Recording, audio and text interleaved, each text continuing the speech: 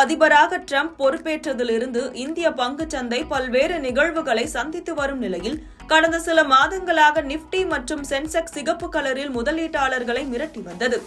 பங்குச்சந்தை எப்போது மேலே செல்லும், தொடர் வீழ்ச்சிக்கு காரணம் என்ன என முதலீட்டாளர்கள் தொடர்ந்து புலம்பிக் கொண்டு வந்த சூழலில் கடந்த செப்டம்பர் மாதத்திலிருந்து பிப்ரவரி வரை வெளிநாட்டு முதலீட்டாளர்கள் இந்திய பங்குகளில் இருந்து சுமார் 3,16,000 கோடி திரும்ப பெற்றுள்ளனர்.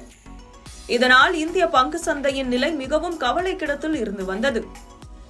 இது 1996க்கு பிறகு மிக மோசமான இழப்பு என பங்குச்சந்தை ஆய்வாளர்கள் கருத்து தெரிவித்தனர்.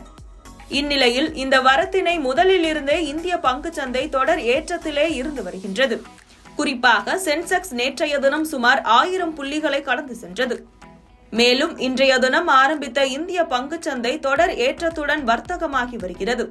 அதன்படி 160க்கு மேல் புள்ளிகள் ஏற்றம் பெற்ற நிப்டி 23,350 புள்ளிகளில் வர்த்தகமாகியும் 370 புள்ளிகள் உயர்ந்த பேங்க் நிப்டி 50,440 புள்ளிகளில் வர்த்தகமாகியும், அதேபோல் 200 புள்ளிகள் உயர்ந்த பின் நிப்டி 24,517 புள்ளிகளில் வர்த்தகமாகியும், 600 புள்ளிகள் உயர்ந்த சென்செக்ஸ் 76,958 புள்ளிகளிலும் வர்த்தகமாகி வருகிறது.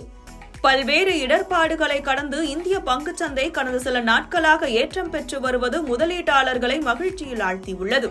முதலீட்டாளர்களுக்கு இந்த மகிழ்ச்சி இன்னும் எத்தனை நாளைக்கு இருக்கின்றது பார்ப்போம் என பலரும் இணையத்தில் கேள்வி எழுப்பி வருகின்றனர்.